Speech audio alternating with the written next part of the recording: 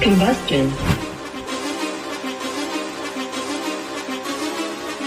Whoa, whoa, whoa, whoa, whoa, whoa, whoa, whoa. Been running the game with my team making plays. Talking 80, my G's, wanting jewels in this place. Surrounded by dogs, keep the quarterback safe. I'm the one with the plans, they gon' do what I say. The game is not over, we don't celebrate in the end zone. We don't got no time in the wait. H-Town run down, we don't premeditate. We just go and get to it, we got them on skates. If the game going to overtime, kicking the overdrive, we gon' be first at the finish line. Play looking full, but I finish mine. Can I get seconds? We gon' line up like it's dinner time. We put in work till we get us a ring. Super Bowl season, we running the scene. H-Town the home of the realest that breathe. Keep your face down when you talk to the king.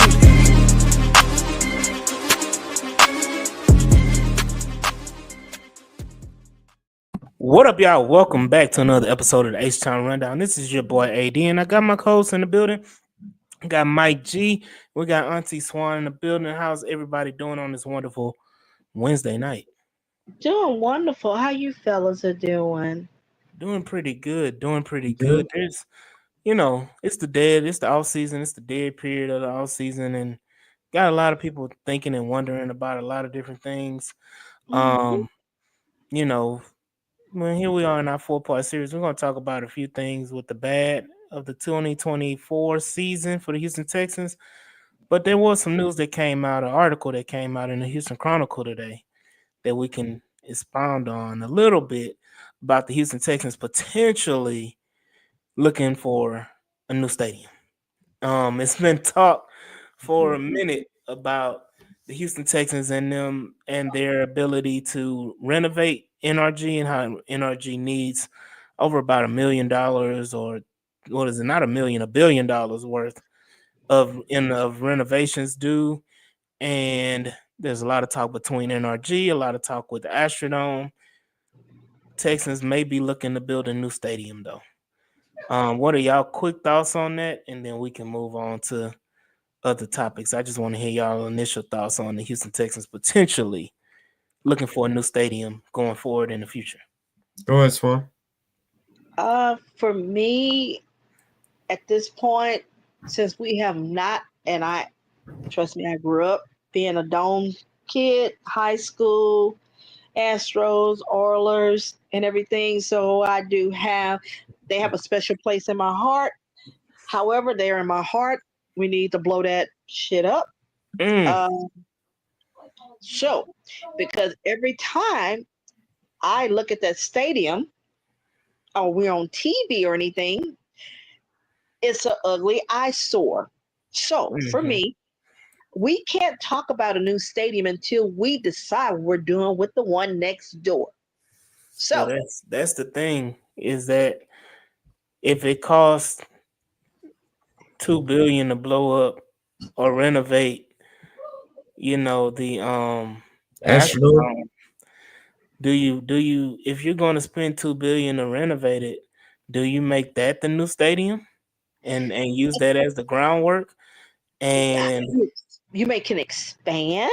Here's my thing is, until you tell me what you're doing with that one, I don't want to hear about what to do with the current one. At this point, let's renovate, because it's only 25 years old right now, 23, 24. I mean, when we built it? 99, it does need some serious upgrades, though. Oh, no, I agree. I agree. You can renovate, but don't renovate something when you got that eyesore next door. So that's what I'm saying. So, like, haunted. Yeah, the haunted. Like, don't come talk to me about a new stadium when I got the eyesore next door, and then I got the other, because I just spent money. Let me go back a little bit. I'm sorry, fellas. I got a current stadium that I didn't even know that you could open up the roof since 2021. And then when we had the storm, for those that don't remember or who are not from here, that it took them 3 months, 4 months to fix the roof. And it still leaks. Okay, so here's my thing is, I got two houses. One that's abandoned, that looks like it's the ghetto, okay, the projects. And then I got one that is a starter home And I mean, it leaks and everything else. So don't even come to me talking about another stadium until you decide what you're gonna do with the other one and what we're gonna do with the current one. Because having two, as a taxpayer, having two stadiums Hmm. don't make sense. I'm sorry, that's not good money. I'm sorry, it's just not. That's just my opinion. Sorry. Well, I mean, they've already made it where you can't blow it up because it's Mm. a, you know, That's no this. such thing as cane. No, No, someone it's a deserves it. monument. It's a Yeah. monument. Oh, it's called money. And if you grease the right hands, you can change some things. That's all I'm saying. Yeah, but who's gonna Because have to foot that bill? Mm. Brandon said he feel the same way about the Astrodome when he see one of his exes, but he don't blow him up. Brandon, you Um, got more than two exes, so that's a whole different conversation. Okay. Uh, but it's just the point of how we gonna talk about I this? see the idea because they talked about it on Spaces in the group chat and on the Spaces today about the Astrodome and what you can do to the Astrodome is renovate the Astrodome to be a new modern. It's already circular. Uh You huh. can renovate it, and so you can put. I think Barry brought up the Halo scoreboard. You can put that make it like a glass open concept, where you can have a retractable roof on the Astrodome, be different, but it still has like the Halo scoreboard. Because it's circular, it only seats like 4,000 less than NRG. You can add 4,000 seats by putting ground level suites on it. You can do a lot of different things with it. Have a lot more light come in through those panels and change, like basically rebuild the Astrodome and make it a brand new stadium. Are we Um, tearing it down? huh? Tearing it down because the size of that stadium is nowhere near the capacity of what NRG is. And here's Well, the other thing that happened. technically, the capacity is only four. Astrodome is only 4,000 less. The reason why Astrodome looks so much smaller is because the Astrodome sits lower than the NRG Stadium. NRG Stadium is actually sitting up higher than the Astrodome. If you notice, the Astrodome is you have to dive deep down into the Astrodome to get. Mm. It's like a deep dive down into the Astrodome when you're going in. Even when we used to go to the Astrodome, you had to walk down into the Astrodome to get into the stadium. Whereas in RG you're going up. So there's a difference. And Mm.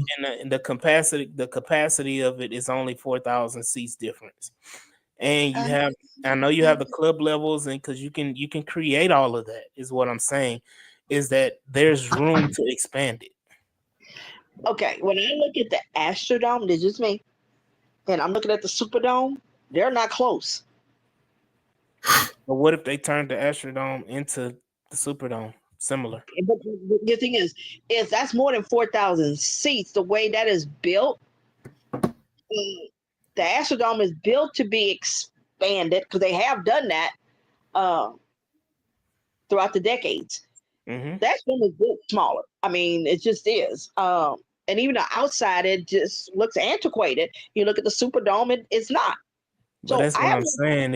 If you make those upgrades to make it more modernized, to make it more, if you expand it and you make it bigger, but you still have the same concept of the Astrodome, then what do you do with NRG? you let Harris County figure that shit out. No, okay. That's what See, you no, do. no. But this is what I'm saying Yeah, but hold is on. Be honest with you. Be honest with you. The Texans need their own, like their stadium to be their stadium. If they right, want to but you use have to build if that they want to whole use city. NRG, but see, this is the thing. If they use NRG just for concerts, Uh just for huh. freaking the rodeo and for major events or whatever like that, then let NRG be that. Like big soccer events, all of that stuff like that, and let the only the Texans play in that. If you want to do the high school football games, all that crap, college playoff, you can do that at NRG. But being honest, when you look at all the other Shout out, Bab. What up, Bab? stadiums, Shut up, Bab. oh, how you doing? When I look at other cities, stadiums, they do lease it out, or you want to call it, or rent it out, whatever the case may Mm, be, to other events. I hate using them as an example, but I will. When you look at Jerry World, mm-hmm. that is a money maker Yeah, because it's not. They use it for all things because they but technically, I mean, it's his thing. He put more right, in. He put more of his but money the into it. but Jerry makes the money off of that. Right, but the Mm, city did. But the city did spend money into it. He didn't put all his money into it. The He city did, didn't put but out, he put more. there's a difference between Dallas and Arlington and what Houston has because again, that area is controlled specifically by Harris County. yeah. Right, Jerry, like the Texans don't own the Astrodome, they don't own NRG Arena, right. they don't own NRG Stadium, they don't own NRG whatever anything They in put that area more, on that of his side of money. 16 and Kirby, they don't Right. own any of it. Where that's So the difference. That's the difference where you gonna because put it? Jerry So owns are majority. you gonna Even if Jerry doesn't own all of it, Jerry owns majority of it. right? But Sure. then it back to where do you put this? If we were to go with a truly Texan stadium, you're gonna have to put it in the suburbs because it's not gonna fit downtown. We don't have the space for it. So based on how our city, Put it somewhere off 288. mm, okay, but here Somewhere off 288. and as I said to somebody, they say, "Oh, I never thought about that." Based on our freeways and so forth, how they work. Because let's face the congestion just to get to Reliant or NRG is already convoluted. Can you imagine the traffic trying to go to Pearland? Because that's pretty much where you have to put it out there somewhere because you're going to need the space. Or if you I go to mean, it's Katy, Houston. or Travis gonna Katy, be messed up, but at right. least it won't be I'm a saying, haunted, I haunted live here. stadium.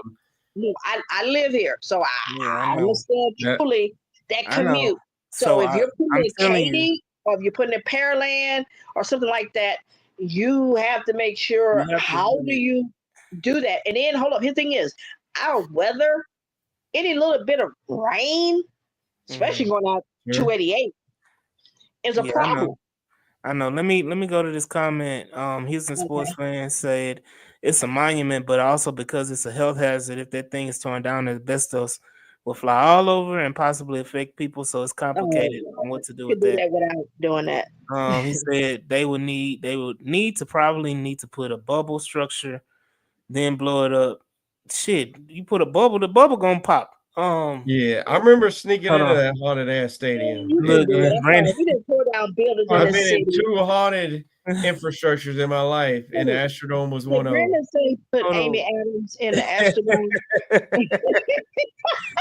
um, I like that, Bev Brandon. said a modern Astrodome would be so sick. I agree. It would. Um, good evening. Good Shout out evening, Larry Payton. Doc Payton. Yeah, put the new stadium in the Tuscaloosa. In fact, tear down Summer Creek High School. You're right. No, we Oh, don't need no hell damn no. I'm Summer not Creek. trying to drive out there. Well, Swan, what the hell you think people want to drive all the way out on 288? People don't Okay, want to. it's only People because you don't got an normally. extra. No, no, no. A lot of That's people it's don't an extra stay. 20. That's an extra 20 minutes. But a Oh, Tasca City is not an extra 20 let me minutes. say this one: you ain't swarming in. There you Mm, go. You ain't whatever. swarming if you ain't Ain't trying nobody to come trying out to go no to Tascaloosa. Tasca City. They ain't no damn Houston. So hell, Arlington ain't in Dallas. But we know, but they never played in Dallas anyway. So it's just it's just we get on a I'm tangent because just we've been saying, about I'm just 15 saying minutes. that the fact that we even talking about a state, I mean, I'm not us, but they are talking about possibly a stadium. My thing is, can y'all win us a Super Bowl before we start talking about a stadium? I'm just gonna Look, be honest. I heard that. I heard that from Chrome earlier, and not Chrome. I'm sorry, Keith. Keith said that earlier. But let me say this: with my Wimby fingers, what Wimby say? Um, Wendy. I'm sorry, not Wimby. Brian Windhurst, when he did them little fingers, why do you think they hired the guy as the new president? I understand that, but I'm saying is that get to an SC championship game minimum. But Give me again, two. but Swan, all of this stuff is not gonna it's not gonna be retroactive for another. It'll be another 10 years before that stadium is even finished being developed I'm saying put schematically it out and there. then even built. So No, Yeah. no, by that in 10, it's one. If we ain't won a Super Bowl in 10 to 15 years, then everybody need like just fucking fire everybody. It'll get us no. new owners, I'm not everything. talking about that. But you don't wait. I mean, usually discussions regarding your building the stadium occurs, and then Now you're that's looking something at now. anywhere from 7, 8 years or so. 5 to 7, eight So years to that build it. yeah. Yeah, yeah. But I'm just saying, you as far still as have to you still Texas, have to they did it not have takes even. it They takes are not. I'm sorry. no, it takes a couple years for them to even schematically like draw it up to Mhm. even. First of all, you got to go through the legal process of trying to get it approved. That takes multiple years. Then you take a few years trying to schematically draw it up on what it would look Mhm. like, how would it feasibly work, and how would it work in the communities and all that type of stuff. You have to go through all of that type of stuff. A new stadium is not a bad thing from Houston because one, it creates jobs. That's the first thing. Yeah, the Um, difference is once again, you're talking about owners that have money. Crunky real estate, that's his money. So he spent all his money to build a stadium. When you're spending all your money, I ain't got a problem. When you start asking us as taxpayers to foot the bill, we're still paying on another stadium, and then look, you're paying on one to look, just let it sit there. So we're paying on two stadiums. That's like Mm. paying two head coaches, and you got a so, third one but that's this is the coaching right now. thing. But this is the thing too. The Texans ain't paying shit on the Astrodome. The Mm. taxpayers are paying on the No, Astrodome, no, I'm saying is you're paying and two stadiums. I'm giving an example of having three coaches, two that you fired, and you're paying them. They ain't doing nothing, but how much? and Okay, you so being realistic with the influx, because this is funny with that Bab is saying, because we do need to move on to our main topics of the show. yes, Mhm. Bab was saying one thing I know they'll build it faster than fixing the roads. Um, that's yes, hilarious to me. Mhm. Seems like the second we get a new team president, suddenly ticket prices go up and we need a new stadium. yes. Um, I mean that's No, the no, no, part of don't get me on business. that tangent. But it's just the point because Brandon brought up a good point too. If you move it to Fort Bend, it's a whole different county. Uh huh. Harris County can't say shit. Um, Yep. I'm good with that. so I'm good you for know, being. doing stuff like that. If they want to see the Astrodome be destroyed, they just have Kenyon Green and Shaq Mason pass block. Oh, damn. You But know, but it's just the point of like it's a lot that goes into it and a lot of things that we can Yeah. figure it out. But I'm not opposed because I just think it was the fact that that I even want. is a conversation and the damn stadiums are even 25 years old and But knowing you have to we've had a run lot of another issues field. but we've had a lot of issues with that stadium recently. And as a taxpayer, even if they build a new stadium in Harris County, like a taxpayer, your taxes would go up marginally.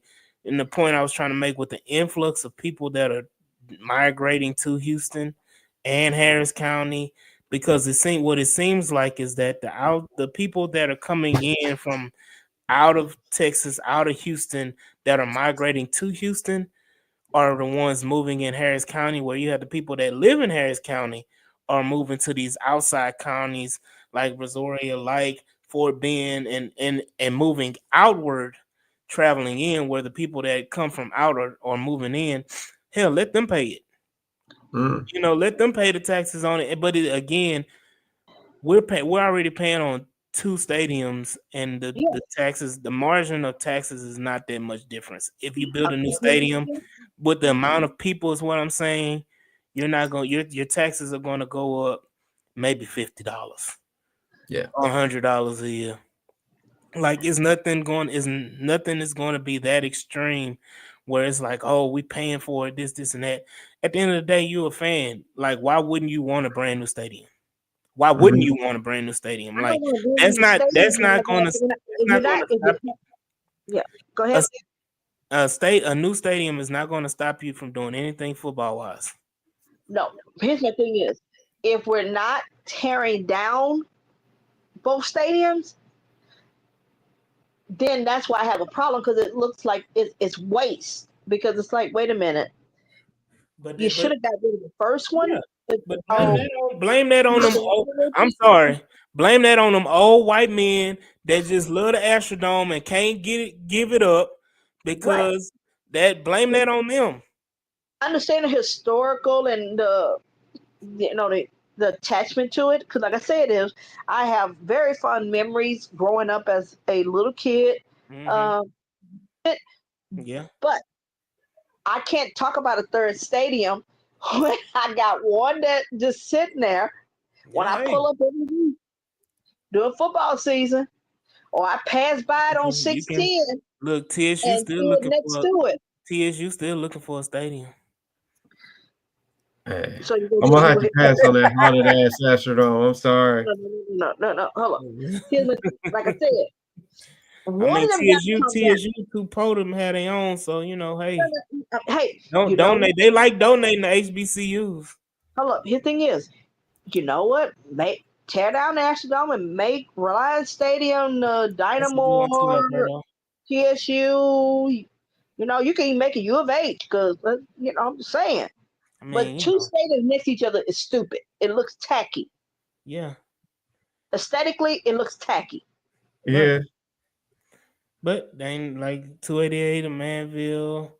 Um, Alberto say 59 North and 99. Anywhere by 99, No. then you'll be all right. Anywhere but the 99, Astrodome, 90. honestly. Uh, Like at the end of the day, you build what they say. You build it, and they will come. That's Like right. it don't really matter where it's located, because at the end of the day, all it means, because Swamp, we know this personally. There are people we know personally that drive from San Antonio and other cities in right. Texas I mean, that I mean, drive you ain't gotta in call out on moderate game like day. that. right. Okay, They but here's the drive in difference. on game day. So Right, us but driving, so you driving an extra 20 minutes. right, but it's a connect. But his thing is, technically how you get to the stadium is more than quote unquote one way. And like I said, it is 7:42, so I don't want us to spend all our time Mhm. talking about this. We can make this one of those off-season things we can talk about more in depth. For sure. Because I do know that we have more important and pressing things to talk about.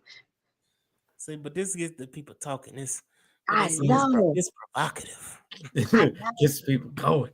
Gets people going. Sugarland or Katy would be perfect. Bunch of Yep. bars, I do etc. see Um, see, Swan is biased because Swan wants the shit close to her, so she don't have to travel. She don't have to go nowhere. No, here's the difference. Meanwhile, I everybody else in America got to go no. an Here's hour and a half to no, get no, no, there. no, no. Here's where the thing is. I need you connected to because let's just face it, our highway systems is a little, special, and we have construction year round because every weekend something is closed down. The one thing that doesn't seem to be closed down is the Beltway, and the Beltway connects to every You know where else major. on the Beltway? The Huh? Tascasitas on the Beltway. I mean, you didn't even really heard my spin on it. Yeah. Saying is your major highways are all connected to it, and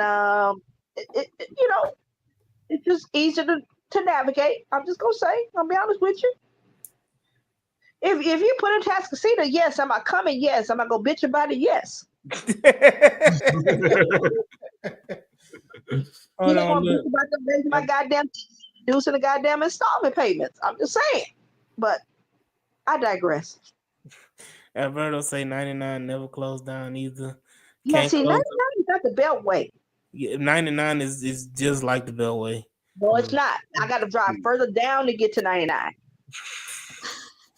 Can't close the Beltway. You turn off the money. 99 connected to all the highways except See, 60. that's but no. I'm And out then, here. Richmond. and then the thing is, I mean, come on now. Y'all know 99, you got to drive a little further down from the Beltway to get there. So there's a difference. And the further you drive out means the more traffic. And like I said, once again, weather plays a factor. Because all we need is some good rain and we screwed. Mm-hmm. So, hey, Anyway, outside of that, man, a few quick Texan notes. Will Anderson and Joe Mixon got their money back. hell Um, yeah. they got I they want to they thank I want to thank the $25,000. Philadelphia Eagles for that. Because they beat the shit out of the goddamn Chiefs so bad. Yeah. They're gonna roll Texans. So, Yeah. Hold other up. than huh? Did you say roll Texans? Dude, Speed limit also 90. catch that. Hold on, Romano said they built 99 like the Beltway, all the way from the north to the south. Speed limit 90 miles per hour on 99. Yo, yeah, you can get somewhere quick on Yeah. 99. Yeah, Who said who Chiefs said got that? their rough money back. Alberto. Yeah, Alberto is so weird. shit, ain't no police on 99 like there Yeah, is on the Beltway. yeah. Put a stadium out there and find out. Brandon say Chiefs got their rough money back too. Asked for a refund. Yeah. No, they didn't send a check in. It didn't clear. That's what that was. But you know, that's the little Texan notes of the day or whatever. But I mean, there was an overwhelming topic that was talked about today as well. And that was talking about the contract situation. But that goes right into what we're going to talk about, which is the bad of the Texans 2024 season. And Swan, you want to take it from here about what you thought was, pretty bad this year for the Houston Texans. Yes. So allow me to put a disclaimer out there. I am pro Nick Casario, but he is not infallible. He does make mistakes. Everything is easy to be reviewed in hindsight after the fact. Uh, However, I think there were a couple of contracts that were head scratchers, no matter what, based on last off season. Mhm. So one of the contracts we most of us were kind of okay with, which was Titus Howard, because at the time he was the utility tool, you know, Right and tackle. we needed him to move from right tackle to left guard to try to stabilize. No, that's not his natural position. No, he wasn't great at it, but uh, he made do and it was helpful. Right. We really thought, as a right tackle, this was his natural position. He had earned it based on him being, what they call it, being a good teammate, being, that kind of guy and so forth. Um, so I really believed in it. So I had no issues with extending him. However, has he lived up to that extension? No. Even when he was playing right tackle. We can go back to last week we talked about the ugly, talking about the scheme, slow it, the O-line coach and so forth. However, there are times when we did the all 22s where we saw where basically, had some head scratchers, like just didn't understand. We're in a situation right now. I think Texas cap updated the cap, and I think we're at 7 million and some change.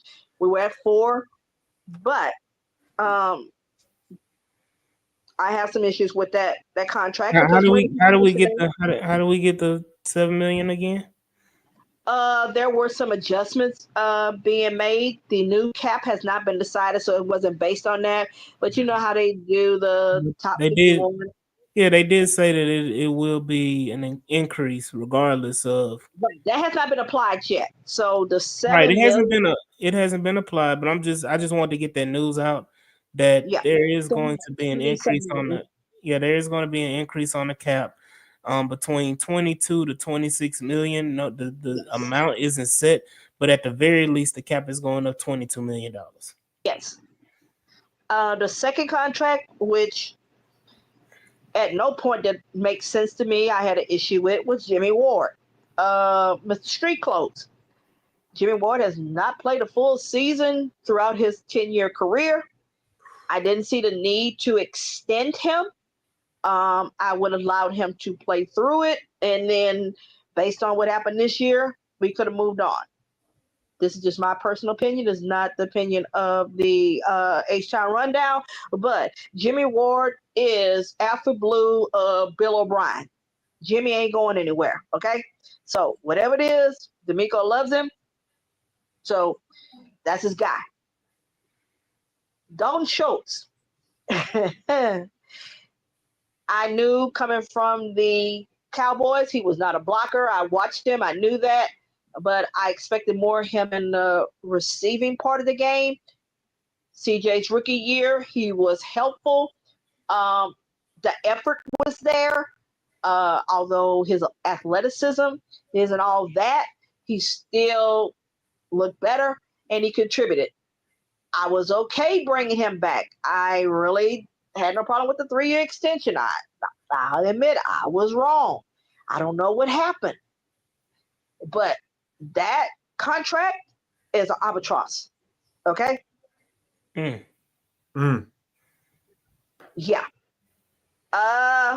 Stephon Diggs. I did not want to trade for a wide receiver in offseason last year. If any, it would have been Brandon Ayuk because I thought based on the scheme we had, obviously he would have fit better. We went with Stephon. I lived with it. I understood it. And it resulted in us getting 2 second-round picks, which allowed us to get Kamari Lassiter. None of us, well, I won't say none of us, maybe it's 1-2% of y'all out there, don't have a problem with Lassiter. That was an excellent pick. We love him. Yeah, of course you don't. However, the restructure after you traded for him, because as most thought, oh, that's a good trade because you got a second-round pick and you got him under control for 3 extra years. So, you're thinking, hey, that's a good pick. What happens? Caserio decides to restructure. Now, I don't think he voluntarily did it to do it. I think that was part of the condition of the trade, and it was done in a good faith thing. However, you should have been trying to extend him throughout the season. You let it roll into the offseason because he got hurt. That you could not have predicted because while he was on the field, he did contribute. So I have no problem in what he brought to the locker room. I have no issue with. It is the fact that we have taken a $16 million dead cap hit. Now, that money is already allocated, so it's not like it drops the cap. I think it was like $1.2 million, made it less at the time when Texas cap mentioned, but we wound up getting a credit for something. I didn't look at that part of it, but I know we're at $7 million and some change right now. So I thought the $7 million increase. It doesn't hurt that we didn't, in the sense of what it did to the cap. What it hurts is that you're still talking about, the door is not closed. So my thing is, unless he flat out said, no, I want to go into free agency and I want to see what my market value is, blah, blah, blah. Hindsight is always, like I said, 2020. It looks like bad contracts, and you all may have more contracts in the comments. Those were the 4 that stood out to me because whether we're in our chats, we're on our timelines, we are either talking about trading Tunsil or trading Howard.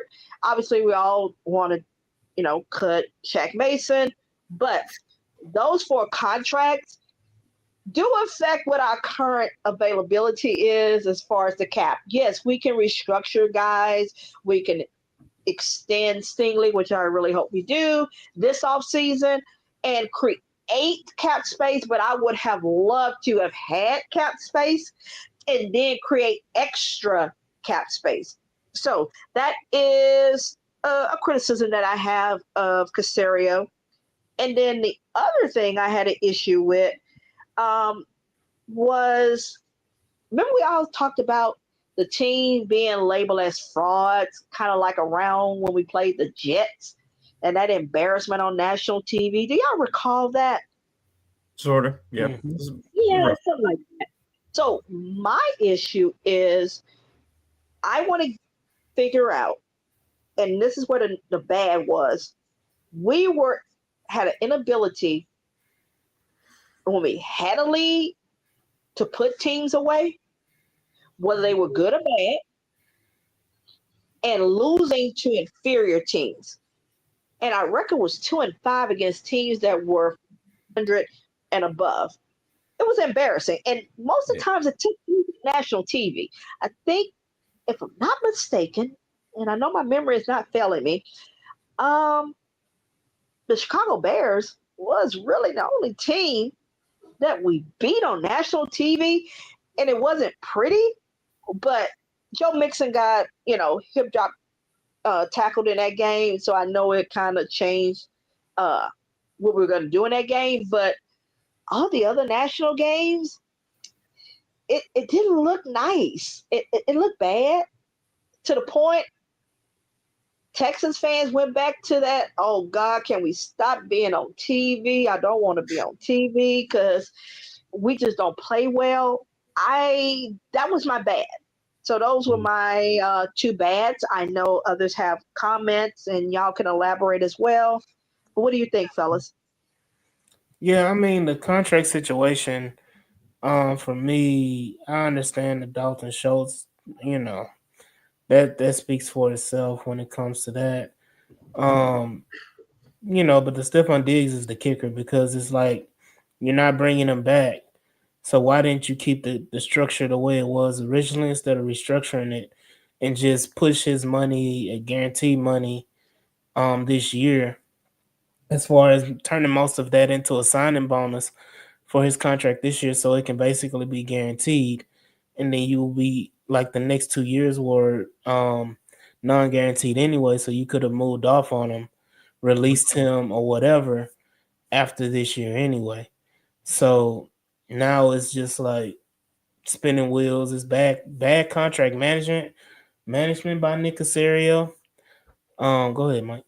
Yeah, not to cut you off. My only thought then, because I remember thinking this at the time and think of it now, is if that was the only way to get him.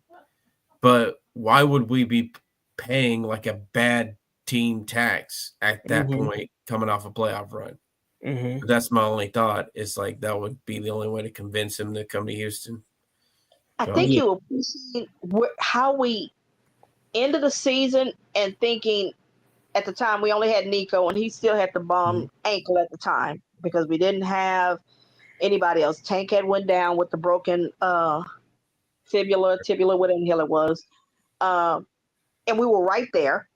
So you pushed your chips in because you had money. And I like what they did on defense.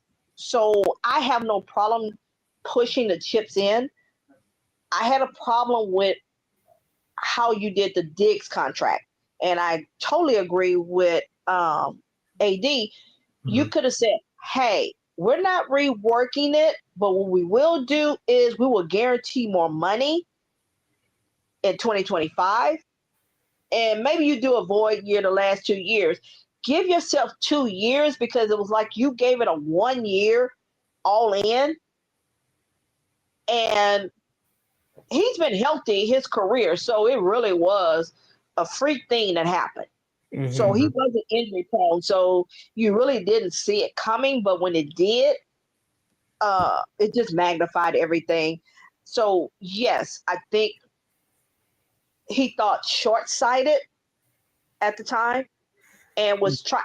And his thing is, I won't get upset with Casario for doing it in the sense of you're on a rookie contract. You saw a guy, your rookie quarterback, do what he did, and we're going to push it in. We're not going to be passive and do a wait and see and we'll build and do it slowly. He didn't do that. It's just that you gambled and you gambled wrong. Hmm. Yeah, hold on, real quick. Bab said if we re-sign him, don't we get back 7 million something? The deadline for that was on Monday. Yeah. Right, So if we right. would That have was another re-signed point. him, yeah, that was Monday. Monday was the deadline for us re-signing and getting a new contract for Stephon Diggs. But that's yeah. Once that deadline passed, it basically, essentially, not basically, essentially, it essentially means he's probably not going to be back with the Texans. Yeah. And Um, even if he comes back, it it's good for CJ in a way, but from a financial standpoint, it doesn't look good because it's like, y'all couldn't work that out where it could have gave us cap relief. mhm. Because 60, his thing is, we're 19 million or some change dead cap, and we're at the bottom with that. So we are nowhere close to what other teams are as far as dead cap. But it's just the fact that we got only 7 million and we Mhm. still only have one wide receiver. That's a guarantee on this roster. Just it just leaves a bad taste in your mouth because he Mhm. was a 1 year rental, Right. and it's. I say this, and I know others always point out to me we got Kamari, so I have to say, okay, that's true. But the 23rd pick was our original pick, which the Vikings. Jaguars traded back, Oh yeah. and wound up drafting BTJ. I'm just gonna admit it. He was always on my board, all of my mocks I did. So Mm-hmm. it just hurts that. Can you imagine having BTJ with Nico? Nico. But you ask yourself, would you rather have BTJ or would you have rather have Lassiter? I asked myself, is there a way we could have traded some pick from this year, last year, to move up to get Lassiter? But I mean, you don't know. So the guarantee is we know we got a dog, Mhm. literally and figuratively, Yeah. Yeah. in Kamari. So it lessens the blow.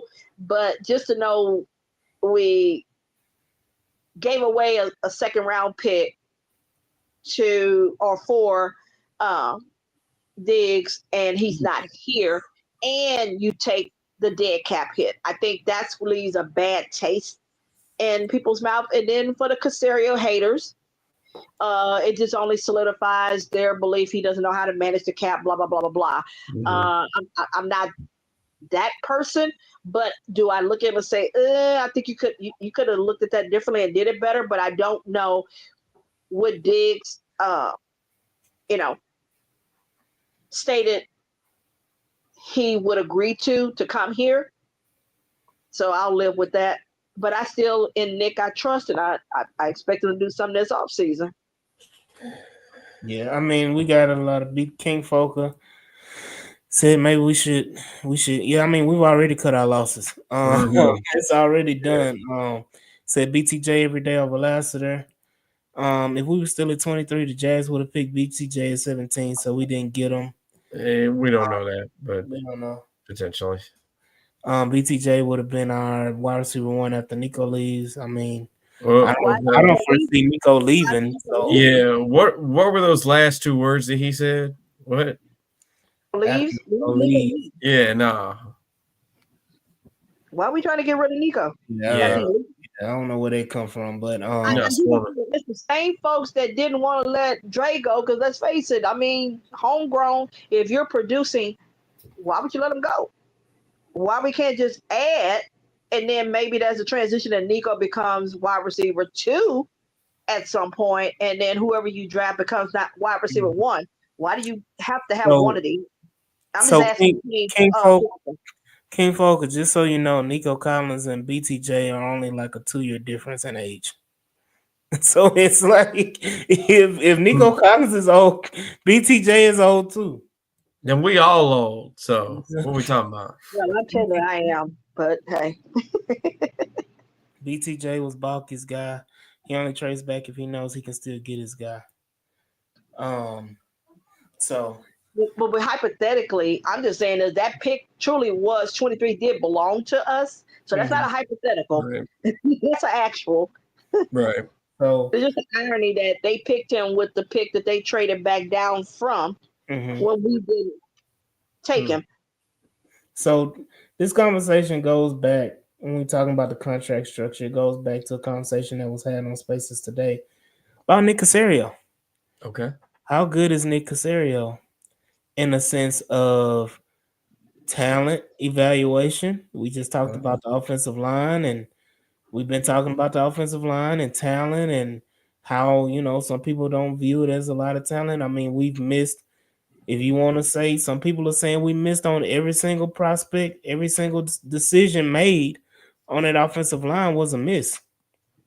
Outside, Majority outside of wasn't outside of Larry Tunsil, which Nick Casario didn't make that that wasn't his decision. guy. So, And Titus Hart um, wasn't his guy no, either. but reason why Titus Howard comes into the equation for Nick Casario, because guess who gave him the extension? Nick Right, but I'm Casario saying that gave, he and wasn't Titus Howard on your list of bad contract extensions? right. No, I'm saying is Laramie Tunsil. Maybe I look at it this way in the sense of drafting.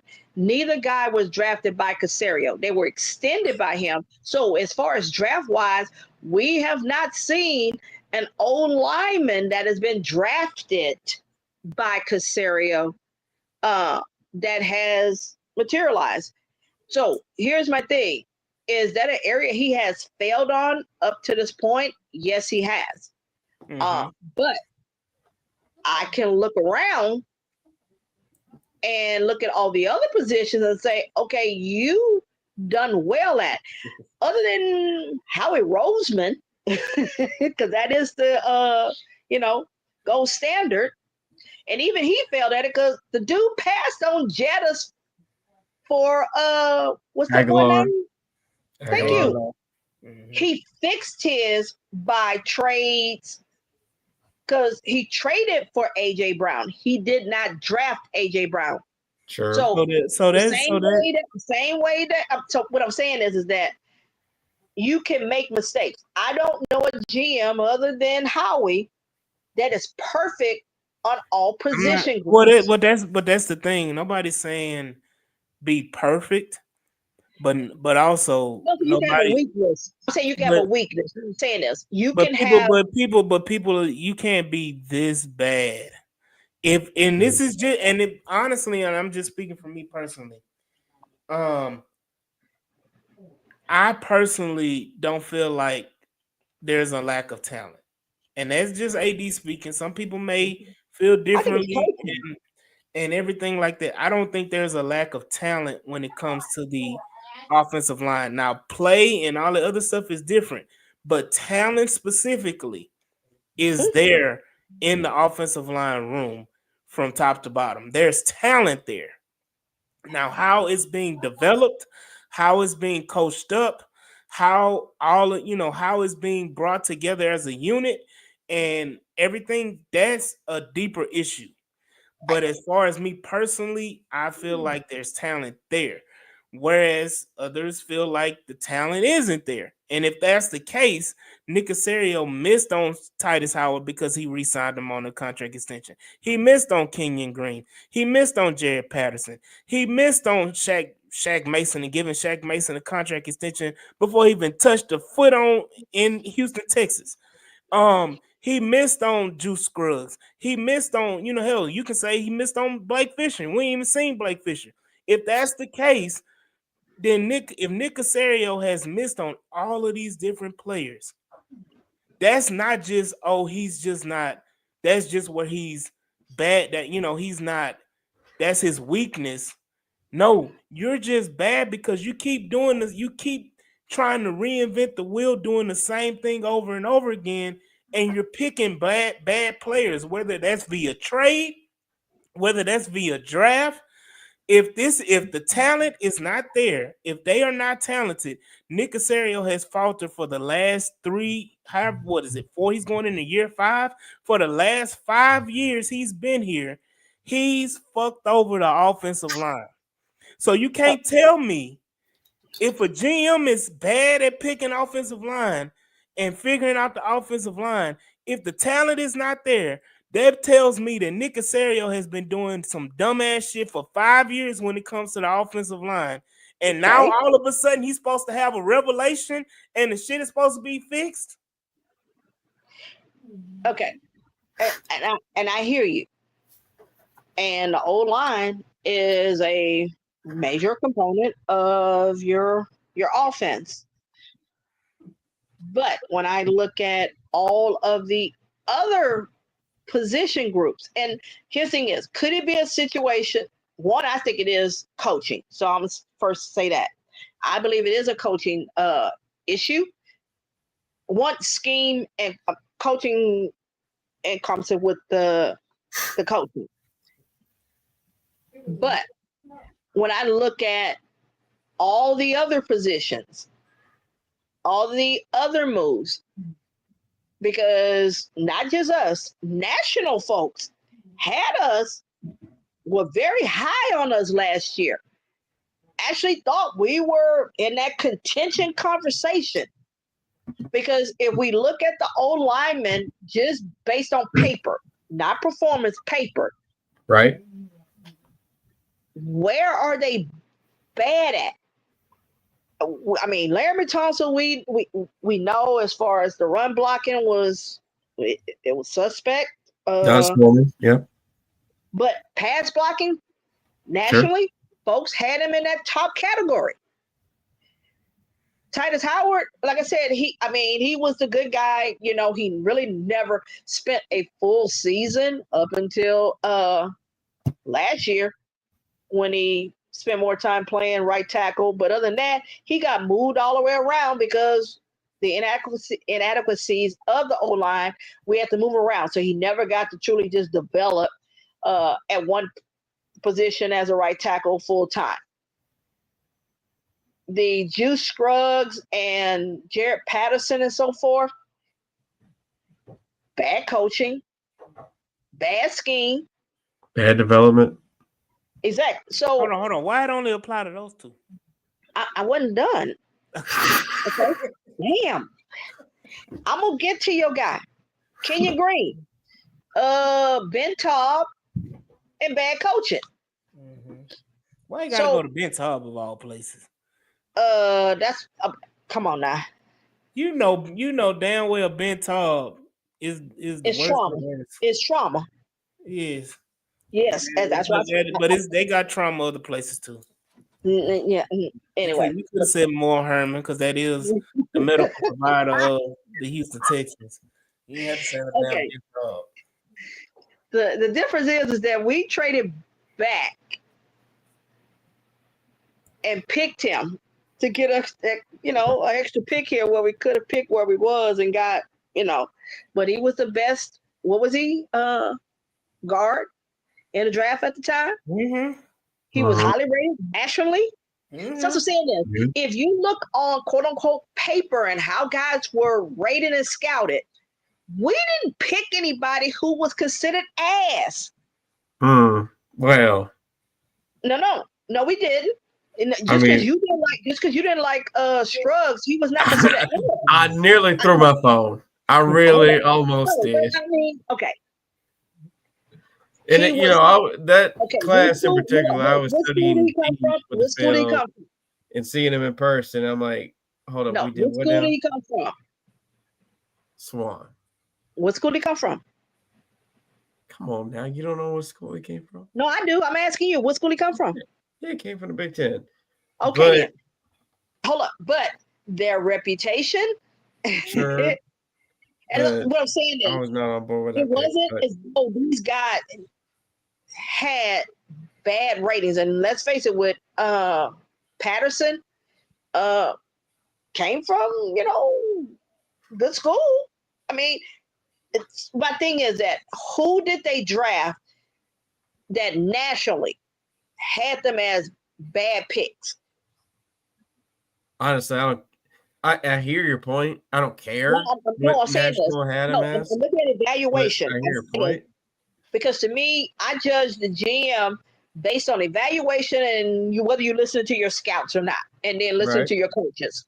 So, on paper, they were not bad prospects. So, but the thing is, it's on his jacket. and he's got to own it, and you got to fix it, Right. and you got to fix it But do we trust him to fix cheaply. it though? No, you got to fix it cheaply because we don't have the kind of monies to go out there. And I have, we'll talk about that. Uh, the list of free agents I have on there, and I have some that are luxury guys that obviously, unless you playing around with you doing some New Orleans Saints kind of thing like Mickey Loomis do with With the the cat. Yep. Bulls, we're not gonna get them. But it doesn't change me for thinking I wouldn't like having those guys. I will blame him in the sense of these on your jacket. They haven't produced, but I don't think that when you say AD, kind of like the insanity thing, I think that's how you kind of allude to doing the same thing over and over again. And do you trust him to make the right decisions? Blah blah blah blah blah. Crazy. I don't have a choice because that's an area that y'all have not figured out. So I gotta trust that you will. It's not like you're ass GM and you can't evaluate talent, and we're wasting picks on a bunch of folks because we're not. It's just that one area that there's a weakness, and till you get the right coach in place, hopefully we got the right OC now. I'm hopeful. I'm optimistic. It is what it is. As far as I think you said 5 years is what he's been here, I would give him a B minus. The O-line is to me is the biggest issue. Because even in the mistakes in the other areas where you say, well, he picked this guy and it didn't, still there's somebody else that's there that looks like a top talent. I just haven't found a top talent on our goddamn O-line that he's drafted yet. So I just need one. Well, that's the thing. Like the talent, I think when people confuse talent with play on the field, like you can have talent out the wazoo, and if you're not being coached up right, or if you're not being put in a premium position to succeed, you're going to look bad. We just talked about Mekhi Becton looking horrible with the Jets, but he is extremely talented, but looked like a turnstile and doo-doo. But again, he got in a situation and got coached up, and now he's a Pro Bowler and potentially about to get the biggest paycheck of his life this offseason. Go back. He's a what? No, not Pro Bowler. Go back. What is he? It's something before then. I mean, he's a first-round pick, but nobody thought, let me put this 6'8" albatross at guard. Nobody thought that except for the Eagles. So let me say this one. Let me say this. Super Bowl winning guard. He was drafted as a tackle. Let me say this. Right. I'm gonna tell you this right now, Swan. If the Eagles would have lost that damn Super Bowl, he still would be in the same position he is right now, being probably gonna get the biggest paycheck of his life. So him winning the Super Bowl and him being a part of the Super Bowl, because let's be honest, he was out half the damn game. He didn't even play half the damn game because he was hurt. So I don't want to hear nothing about that. No, he didn't have to play all the game because his play is what helped solidify that right side. But Swan, that's my whole point. Like, I understand he's a Super Bowl champion, but what I'm saying is that him being a Super Bowl champion is not depictant of the point I'm trying to make. The point I'm trying to make is that he was horrible in New York with the Jets. He was doo-doo. He was a turnstile. He was talked about worse than what we talk about Kenyon Green. He was. They wanted to burn his house down. But they moved the position. He wasn't a guard. He was actually a tackle. That's my point. That's the point I'm making. My point is that you have these talented players that are not put in the right positions to succeed. Whether it be moving to the other, even if it's Kenyon Green, if you move him to the right side, what would he look like on the right side? Maybe he's better on the right side. Maybe he shouldn't be next to fucking Laramie Tunsil. Like these, and I'm just using Kenyon Green as an example. The same thing goes for Juice Scruggs. Why? Maybe Juice ain't a guard. Maybe Juice is a center. Maybe he should be playing with a different guard. Maybe he can succeed that way. Like all of these different options. Maybe Patterson is a guard. Maybe he isn't a center. Like all of these things have to be evaluated and have these guys put in the right places. And that's the point I'm trying to make, is that the talent is is there. there. But the way they have not been coached up, the way they have not been put in the right position to succeed, that's on the organization and the coaching staff since Nick Caserio got here. And even before, if you want to go to Bill O'Brien. Yep. This has been a decade-long issue with the Houston Texans, and I know we're stuck on the offensive line. Excuse me, but this has to be talked about because I hate it when fans say, "Oh, he's horrible, he's this," and as soon as the motherfucker goes somewhere else, We get he'll be a mad. fucking all-pro, a Pro Bowl, whatever the hell, and then you're sitting back there looking like, "Damn, why was he asked for us?" Well, maybe it's a you problem. I'm gonna say this like this. If you a dude and you always getting the fucking trash assholes and they always coming to you, maybe it ain't a them problem. Maybe it's a you attracting the trash assholes.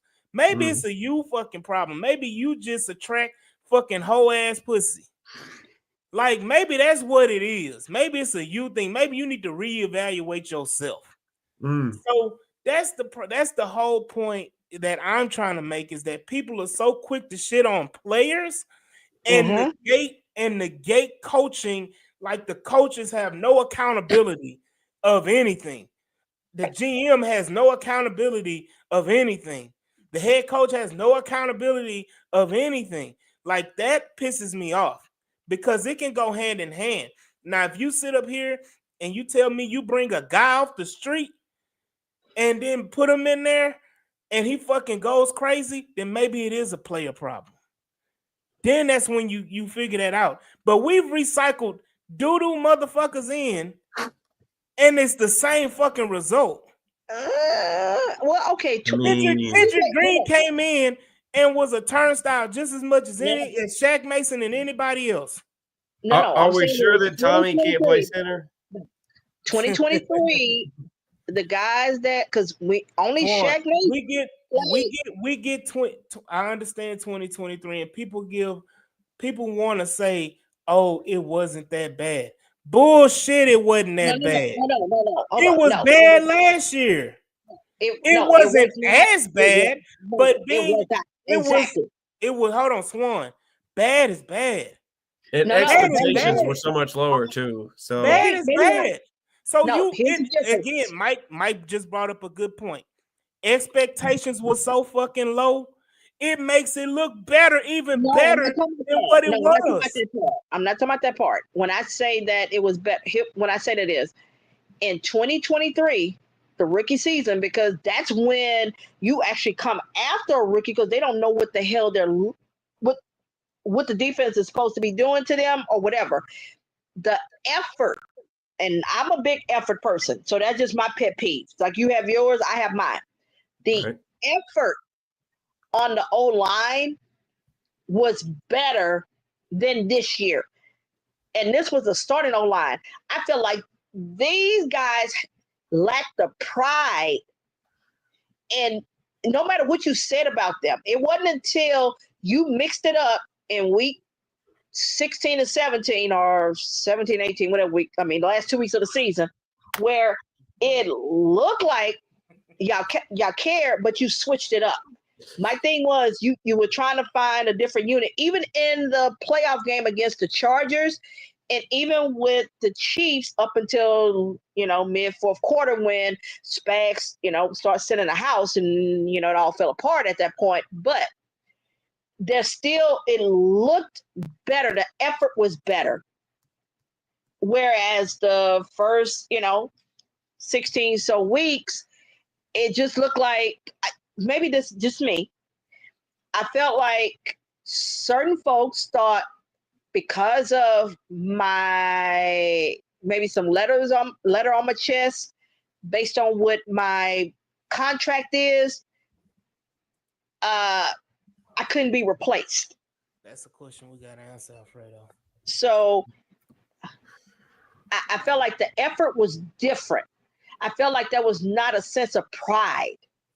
Whereas the 2023 O-line, that was a makeshift of third and fourth string guys, gave a better effort. And their talent level was not that of what we have now. And you still had the same OC, you still had the same O-line coach. So that's where the confusion is to me, is what happened to a sense of pride. I'm hoping it'll be different. I don't think things will stay pat. Do I think the guys that are on the team right now, some of them will be there? Could Howard be moved? Could Shaq Mason be moved or cut? I think those two are on the table. But a scheme change, coaching, could change it. But I can't say all consider in the sense of how guys were developed. Yeah. I can get on him about the contract part because that's on you. You the GM. Now, if it goes how you're saying, AD, that the talent is there, then I can't hold the GM fully responsible, because if I give you the groceries and you don't know how to cook it, then that's on coaching. If you're drafting bad players, then that's on the GM. Yeah. So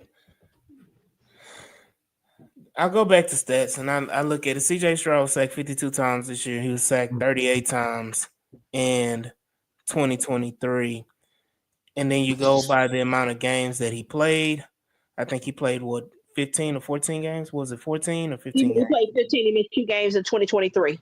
Yeah, so he played 15 games, and he played 17 games in 2024. And the difference between sacks per game was literally 0.4. Not even half a sack more a game compared to, and you can say the effort was different in 2023 and 2024. I think there's a lot of different factors that go into effort, motivation as well.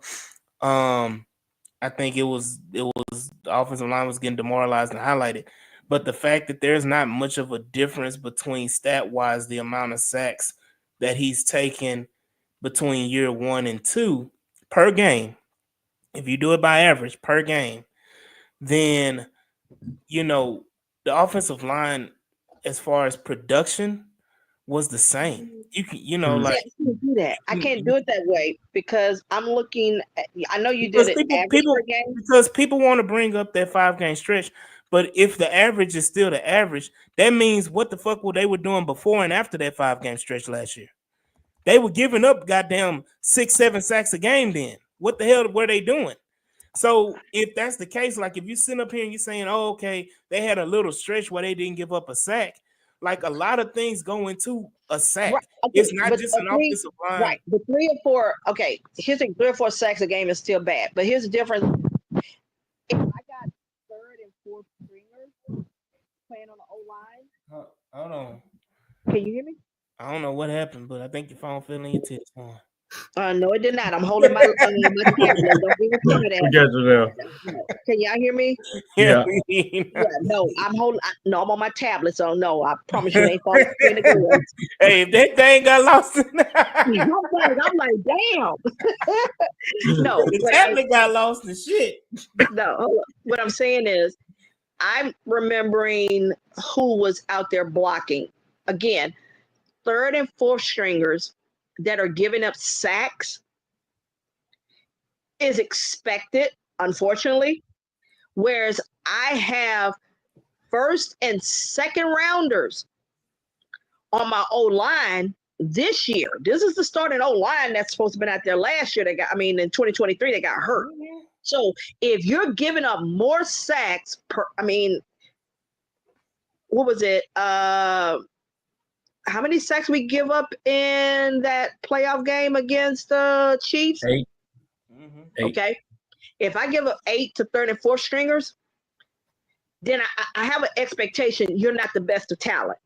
When my first and second round O-line is out there giving up 8 sacks, that's a difference. So that's what I'm saying is, you're looking at averages. I'm looking at the actual personnel and talent.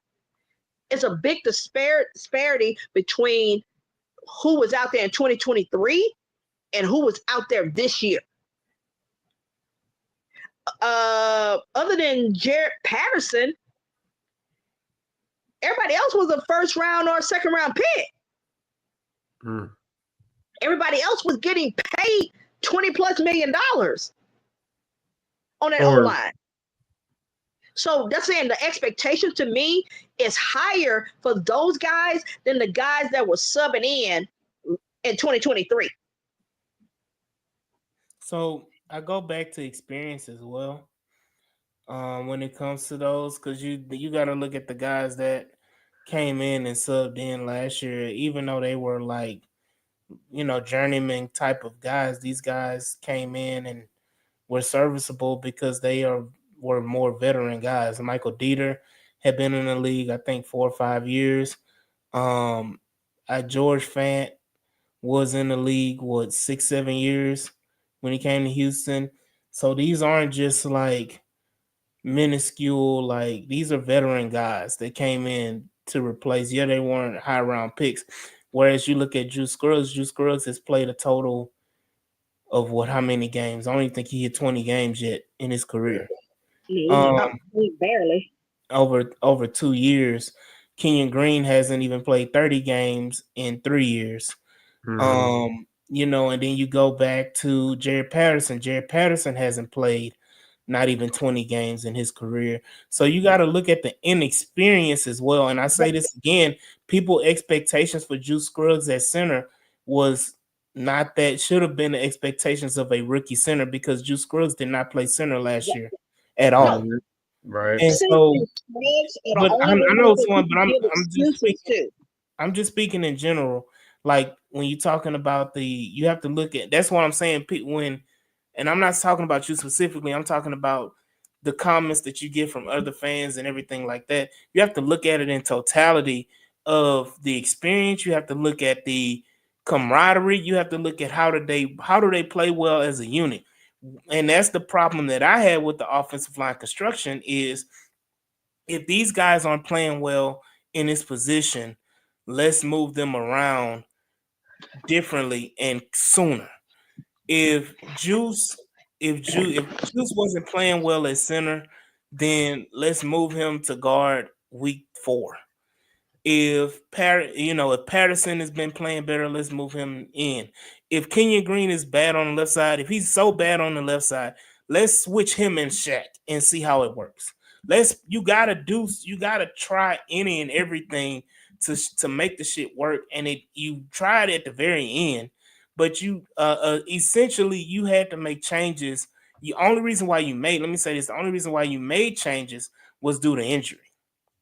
Only reason why you made change with Kenyon Greens because he got hurt. Only reason why Juice Scruggs got moved out of the center position to guard is because somebody got hurt and they had to play him at guard. Like the only reason why um Kendrick Green got an opportunity at playing any guard position is because somebody got hurt. Like these are different things. Like injury was the only cause. Only reason why Blake Fisher played this year is because somebody got hurt. So like these are now. Let's be real. If Kenyon Green doesn't get hurt, does Titus Howard move to guard? If Shaq Mason doesn't get hurt, I don't. does I Titus Howard move mean, to guard? he's playing pretty bad, so But we I'm don't saying, know for sure. but I'm just saying, like none of this stuff moves. None of this stuff moves unless somebody's hurt. Blake Fisher only played in the game before he became the full-time right tackle was because Tunsil sat out a game because he was hurt. So again, they didn't make changes to the offensive line until an injury happened. And I know we done spent like 40 minutes on the offensive line, so we need to move on. But that sums up most of the bad anyway, because of the contract situation, Nick Casario being questioned. And I think Alfredo brought that up. If the Texans can't get it right this year, Nick Casario definitely is on the hot seat. He's definitely on the hot seat. The Miko Ryan seat has that little seat warmer button that they have in the cars. That thing got clicked on low. You have to make if you're going to make these type of changes, because one, you didn't make a wholesale change on the coaching staff. You made 2 changes on the coaching staff. Two Major, changes. but they're major. Regardless, no, major is changing up the whole coaching staff. No, hold up. But you're changing OC and O line. That's a major. Whether we No, want to Popovich was here. I'm not considering Yeah. him to change. I'm talking about Kaylee and the new advisor, whatever that advisor name is. That's the 2 changes I'm talking about. Right. That's literally the changes you made because we've heard it. We talked about it. That Popovich was the coach and that Strausser was there in name only. So you've made 2 changes to your coaching staff in totality. Well, let me say this 3 because you signed another assistant D-line coach or whatever. Frank Oakham. Shout out Frank Oakham. But come back. you know, you've made those minimal changes. That's not minimal. Even though OC is a big change, but at the end of the day, I still consider it minimum when your offense was lackluster compared to the talent on the field.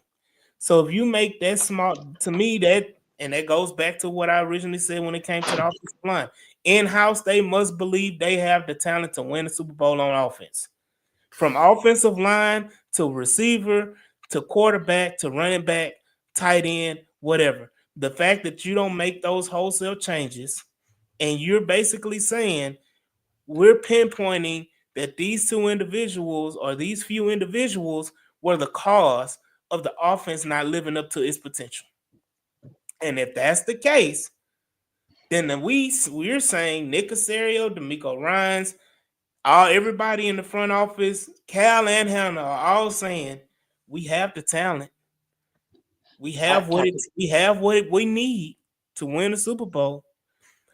It's just like goddamn Bobby Slowick and whoever and Strausser and whoever else. That was the cause of everything. Hey, that's right. And with the offensive line, you know as well as I do, when the ball is snapped.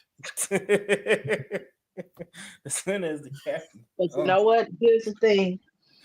We see other teams around the league that have been doing this for multiple years and have not went to a Super Bowl, won a Super Bowl, and their coaches aren't going anywhere. Sean McDermott has been there before they drafted Josh Allen. You don't know how to see. As long as you are competing, contending, they're not going anywhere because you know what you had previously. If we win the division, I hate put that out there, but you get the divisional round and you lose, Casario's not going anywhere. Nico's not going anywhere because guess what? You know what they're gonna say is we're right there. We would have to have a collapse, and we're gonna. Even though Cal seems slightly different than his dad, they're not going to take the chance and fire D'Amico when you gave him a 6-year deal and he's that's not the point I'm trying to make. No, you said the seat is hot. No. No. That the ain't what I lowest said. level was clicked. That's what I said. I said if he's sitting in the car and it's freezing like it is in Houston right now at fucking 20-some degrees, and all he did was click on that seat woman, not on the high setting, on the low setting. That shit, you barely feel that on your ass. Okay. So that's what I'm saying. A little different. Oh, okay. Gotcha. That's what I just said. I did not say his seat was hot. It ain't gonna be flaming. Because as long as folks are renewing, as long as there's a part, we used to make that joke. As long as that priority list is still existing, and it's back. And you still got folks doing what they're doing, they're not gonna change anything. I think there's a sense of pressure, but I'm not even going to that factor because to me, D'Amico seems to see that there's a vision he has of what he wants this team to get to. Because remember, he was on this team. He knows it. Yep. He was drafted in 2006. Shit, he spent enough years here Yeah. knowing what it felt like to lose and make the playoffs, Hmm. a couple of times in his career. So Yeah. maybe I'm being too optimistic as a fan, Hmm. but I think it will get better this year. Do I think we take that leap minus a major injury somewhere? I think we will. I'm not going out Well, on a limb until I let me see say this team this: constructed long as after we got, May. Huh? long as we got seven under center, we got a chance. Right, but no, I'm saying not just the chance part. I'm saying is until we see what happens next month and what we see happen in late April, I can't go on that limb and say, "Oh yeah, we Hey, winning what it." we gonna see in a few weeks? That's when the free agency start in a few Yeah, weeks. but the draft will play a bigger part too. Okay, did we see Kamari and Bullock and them really contributing the way that they did? Because remember, we were in training camp going like, "Oh God, if we're depending on rookies, we are in trouble." Those rookies surprised the hell out of us. So, Well, that's the thing is that and I want to be like you what the see, Eagles are. but let me say this because you can tell it's a defensive head coach, and I want Mike to get his Oh, okay, trivia my bad. off. Okay. But it's just the point of you can tell it's a defensive coach because defensive rookies shine. They shine, whereas offensive rookies and offensive young players struggle. So there is a disconnect there somewhere. Are you saying that Nick Casario can only draft great or find good to great defensive players, and Nope. then when it comes offensively, because you can say John Mechie, you can say any offensive lineman that we've drafted, you can say Xavier Nico Collins, Hutchinson, I can say Nico Tank Yeah, Nico Dell. Hutchinson was Collins. a sixth Wait a round Who pick. minute, else? Who else? hold on, Nico hold Collins on. and who else?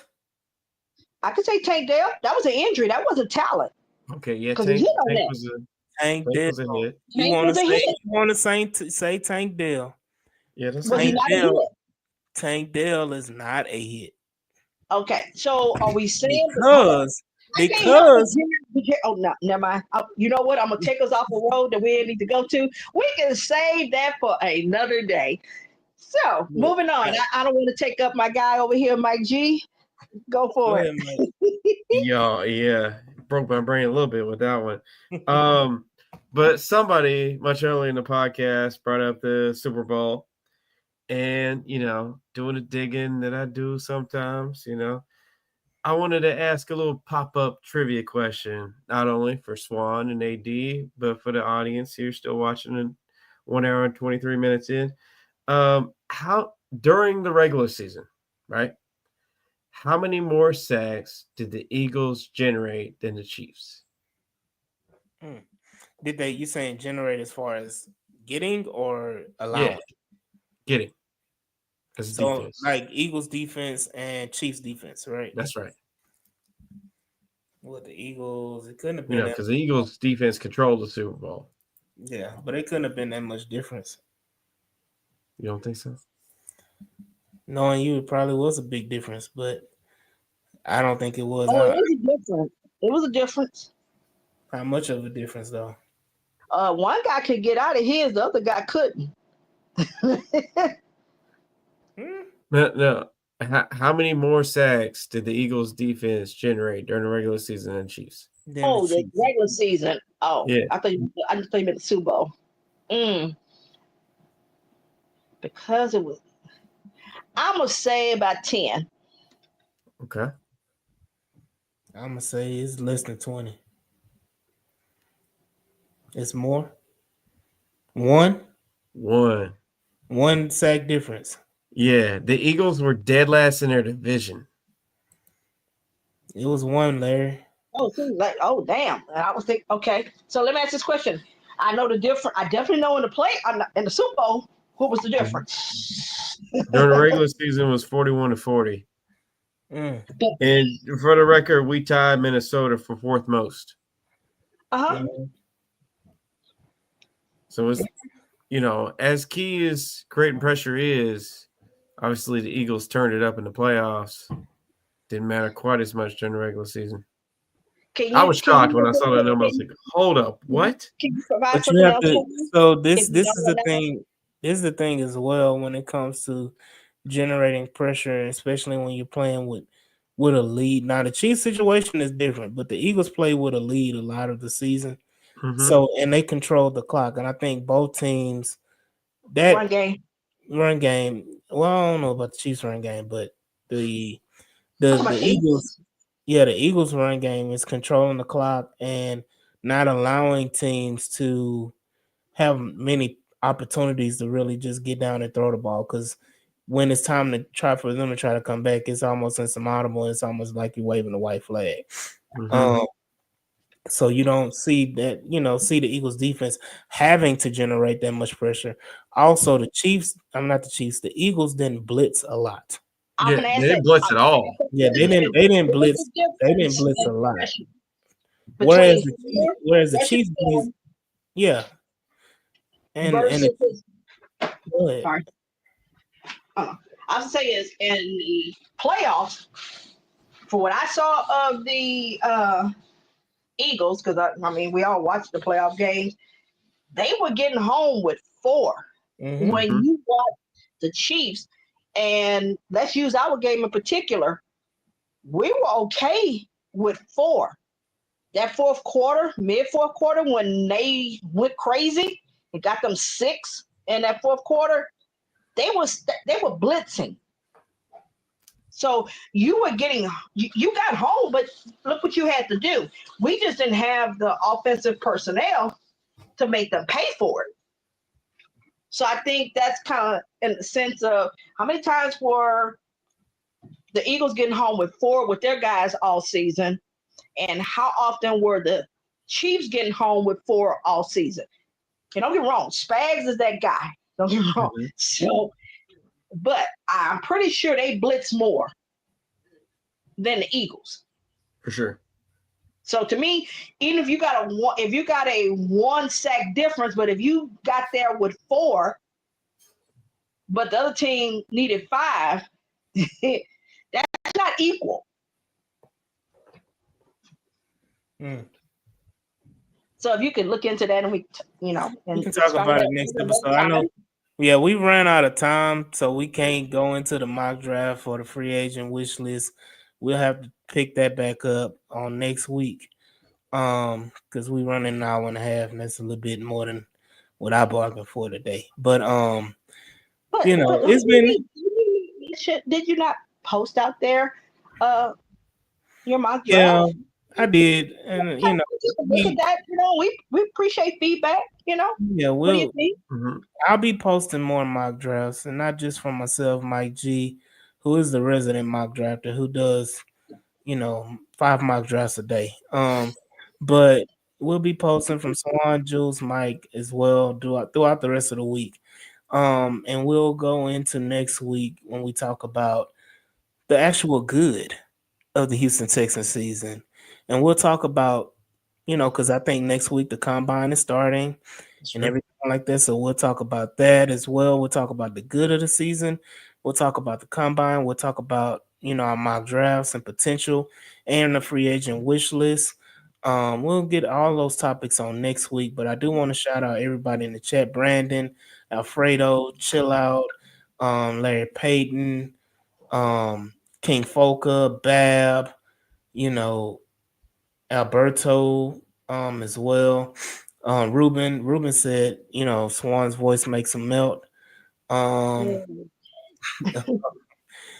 Ramanas Jr. Shout out him as well for being in the chat and giving us topics to talk about. Damian Steele, Yvonne. Shout out everybody in the chat. Houston sports fan as well. Shout out everybody in the chat. We appreciate y'all. Again, this has been another great episode of the H Town Rundown. We will see y'all next week. And when we will talk again, when we talk about the good of the 2024 season, the combine, mock draft, free agency, and any other news that may pop up with the Houston Texans, similar to the whole stadium situation that we talked about for 20, 30 minutes. That was unexpected. But definitely, y'all check us out next week, and we will see y'all when we see y'all. Peace. Please.